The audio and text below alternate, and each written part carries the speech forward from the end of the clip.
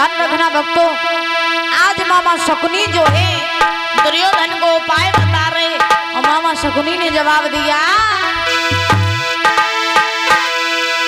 अरे काऊ तरीका से धर्मराज को और महलन में बुलवाइयो।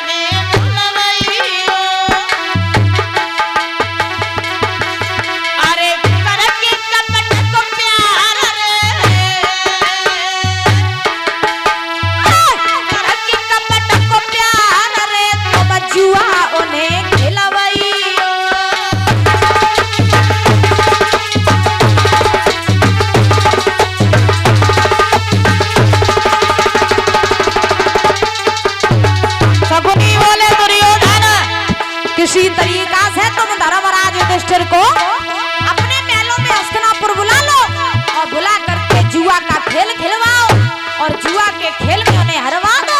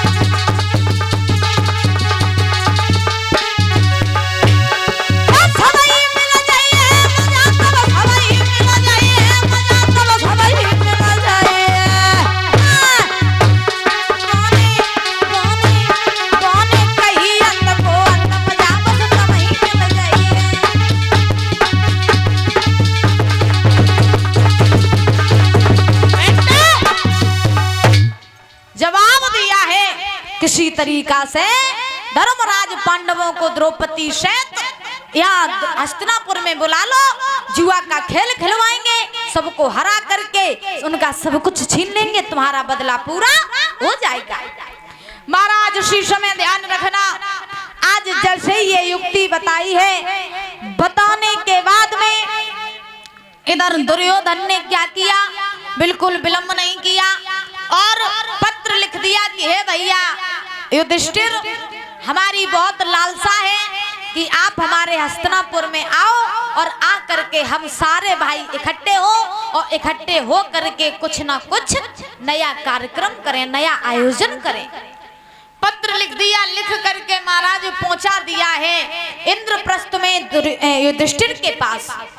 जैसे ही परीक्षित महाराज युधिष्ठिर के पास में वो पत्र पहुंचा तो युधिष्ठिर ने पत्र पढ़ने के बाद बिल्कुल विलंब नहीं किया।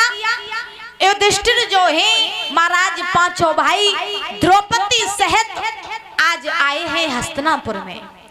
जैसे ही हस्तिनापुर में आए हैं, आने के बाद में इधर पांडवों ने द्रौपदी जो थी, द्रौपदी को तो भानुमति जो दुर्योधन की पत्नी थी उसके पास महलों में छोड़ दिया और छोड़ करके स्वयं जो थे जा करके कहां पहुंचे, दुर्योधन की सभा में। जैसे ही दुर्योधन की सभा में पांचों पांडव पहुंचे तो महाराज दुर्योधन ने देखा कि पांडवों को आता हुआ बड़ा ही आदर सम्मान किया।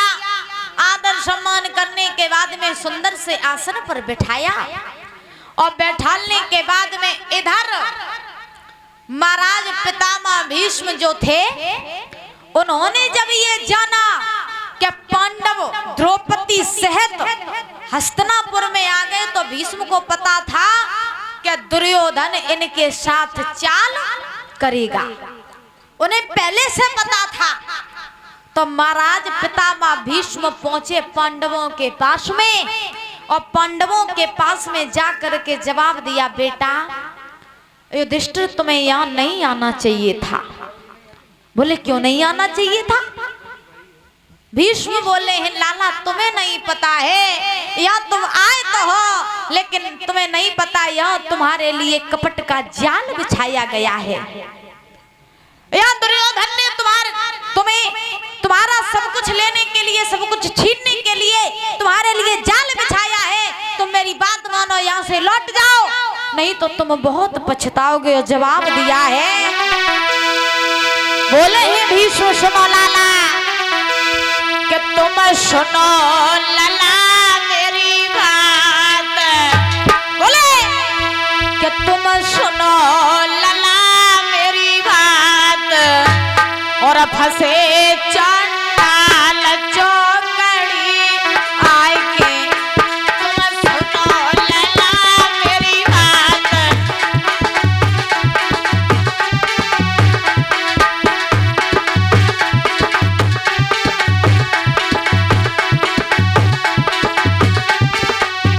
जवाब दिया है भीष्म सुनो, तुम यहाँ चंडालों के बीच फंस गए आकर के, तुम्हें यहाँ नहीं आना चाहिए था। अरे तुम्हारे लिए यहाँ कपट का जाल बिछाया गया है। तुम सुनो लला मेरी बात, फंसे चंडाल चौकड़ी आए के।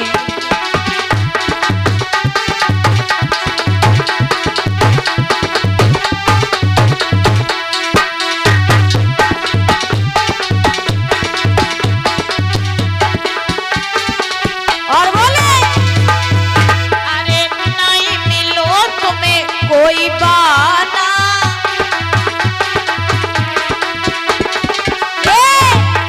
अरे तुमको लला यहाँ नहीं आना, और यहाँ बिछो कपट को जाल, फंसे चंडाल चौकड़ी आए के।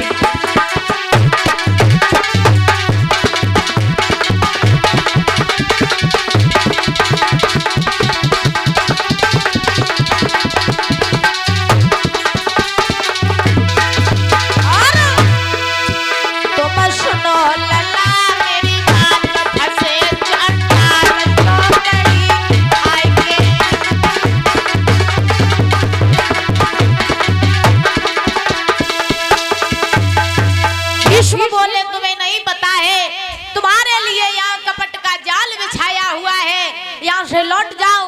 अरे तुम कोई बहाना ही बना लेते तो भी तो ठीक था। महाराज युधिष्ठिर ने जवाब दिया, हे पितामह आप चिंता ना करें, आप चिंता ना करें। अगर मेरे भाई दुर्योधन ने हमें बुलाया है तो किसी न किसी कारण से बुलाया होगा। हम यहाँ पर आए हैं तो अपने भाई की पूरी बात सुनकर के ही वापस जाएंगे, आप चिंता ना करो। और जो मेरे कर्म में होगा उसे कोई बिगाड़ भी नहीं सकता है। आज उसी समय पितामह भीष्म ने समझाया, लाला तुम्हें नहीं आना चाहिए था। युधिष्ठिर ने जवाब दिया, कोई बात नहीं, अगर मेरे भैया ने हमें बुलाया है तो किसी न किसी कारण से बुलाया होगा। उसी समय आज बहुत समझाया, नहीं माने। आज धर्मराज युधिष्ठिर पहुंचे दुर्योधन की सभा में।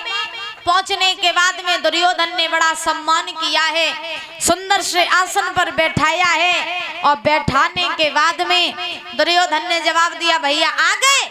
धर्मराज बोले, हाँ हम आ गए, तुमने हमें बुलाया और हम देखो आ गए हैं। तो महाराज उसी समय दुर्योधन बोला, भैया आज मेरे मन में एक विचार बना है। धर्मराज बोले, कौन सा विचार? तो महाराज दुर्योधन बोला है कि विचार ये बना है